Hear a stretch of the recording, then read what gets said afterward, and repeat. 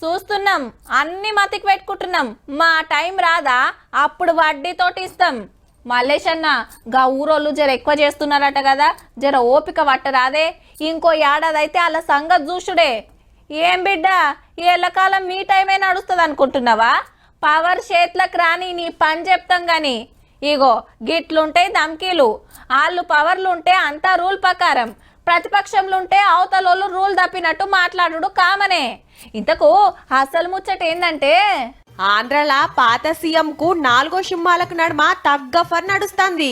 ఇటు జగన్ సారు, అటు ఎస్ఐ సుధాకర్ గారు.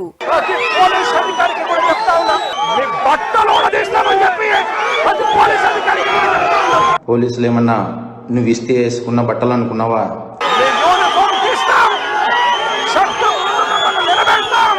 యూనిఫామ్ తీసి మీకు ఉద్యోగాలు లేకుండా చేస్తామని కూడా ఈ సందర్భంగా. నువ్వెవడో వచ్చి ఊడదీస్తా అంటే ఊడదీయడానికి ఇదేమి అరటి తొక్క కాదు.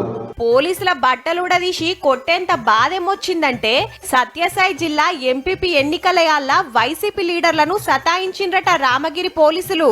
గందుకే జగనన్న ఆవేశం ఆగక అనరాని మాట అంటే అటుకెళ్లి ఎస్ఐ గారు లైన్లకచ్చిండు.